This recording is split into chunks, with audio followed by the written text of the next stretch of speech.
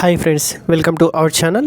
కేంద్ర ప్రభుత్వ రక్షణ మంత్రిత్వ శాఖ పరిధిలో నడిచే ఆల్ ఇండియా సైనిక్ స్కూళ్లలో 2024-25 విద్యా సంవత్సరానికి గాను 6వ తరగతి మరియు 9వ తరగతిలో ప్రవేశాలకు సంబంధించి అడ్మిషన్ నోటిఫికేషన్ అయితే విడుదలైంది.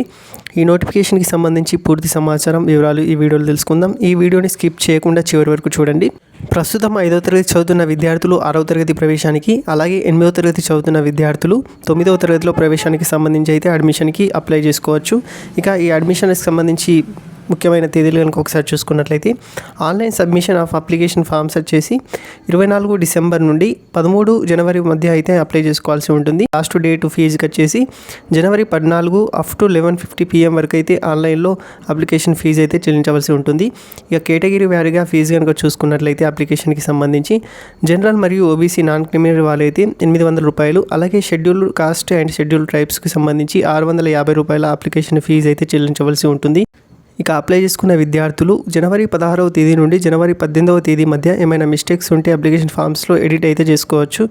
ఇక ఎగ్జామినేషన్ డేట్కి సంబంధించి నోటిఫికేషన్లో అయితే ఎలాంటి డేట్ అయితే ఇవ్వలేదు. తర్వాత ఎగ్జామినేషన్ డేట్కి సంబంధించి అయితే అనౌన్స్ చేయడం జరుగుతుంది. ఇక డ్యూరేషన్ ఆఫ్ ఎగ్జామినేషన్కి సంబంధించి 6వ తరగతి వారికి 150 నిమిషాలు, 9వ తరగతిలో ప్రవేశానికి సంబంధించి 180 నిమిషాలు అనగా 3 గంటలు అయితే ఉంటుంది. ఇక టైమింగ్స్ ఆఫ్ ఎగ్జామినేషన్కి సంబంధించి 6వ తరగతి వారికి 2 గంటల నుంచి 4 గంటల 30 నిమిషాల వరకు మధ్యాహ్నం, అలాగే 9వ తరగతిలో ప్రవేశానికి సంబంధించి 2 గంటల నుంచి 5 గంటల మధ్య 3 గంటలు అయితే ఎగ్జామ్ అయితే ఉంటుంది. ఇక ఎగ్జామ్ సెంటర్కి సంబంధించి అడ్మిట్ కార్డులు అయితే పేర్కొనడం జరుగుతుంది.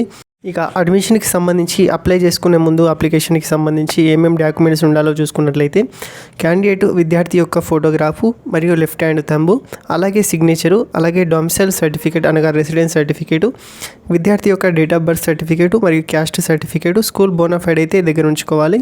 ఈ సర్టిఫికేట్లు దగ్గర పెట్టుకుని అయితే ఆన్లైన్లో అప్లికేషన్ చేసుకోవాల్సి ఉంటుంది.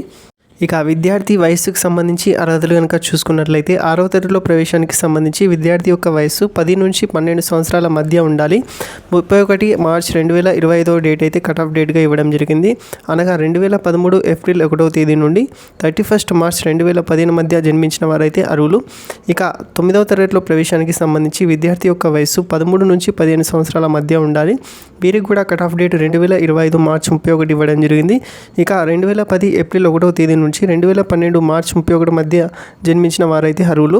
ఇక ఎగ్జామినేషన్కి సంబంధించి వివరాలు కనుక చూసుకున్నట్లయితే క్వశ్చన్ పేపర్ అయితే OMR బేస్డ్ విధానంలో అయితే ఎగ్జామ్ అయితే నిర్వహించడం జరుగుతుంది. ఇక 6వ తరగతిలో ప్రవేశానికి సంబంధించి సిలబస్ కనుక చూసుకున్నట్లయితే లాంగ్వేజ్ నుండి 25 ప్రశ్నలకి 2 మార్కుల చొప్పున మొత్తం 50 మార్కులు, అలాగే మ్యాథమెటిక్స్ నుండి 50 ప్రశ్నలకి 3 మార్కుల చొప్పున 150 మార్కులు, అలాగే ఇంటెలిజెన్స్ నుండి 25 మార్కులకి 2 మార్కుల చొప్పున 50 మార్కులు, జనరల్ నాలెడ్జ్ నుండి 25 ప్రశ్నలకి 2 మార్కుల చొప్పున 50 మార్కులు, మొత్తం 125 క్వశ్చన్లకి 300 మార్కులు అయితే కేటాయించడం జరిగింది.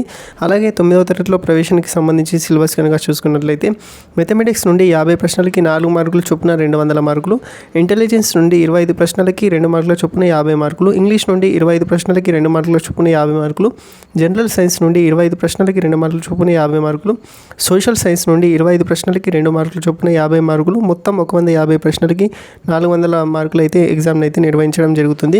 ఇక మీడియం ఆఫ్ ఎగ్జామినేషన్ వచ్చేసి 9th క్లాస్ వారికి కేవలం ఇంగ్లీష్ మీడియంలో ఎగ్జామ్ అయితే నిర్వహించడం జరుగుతుంది.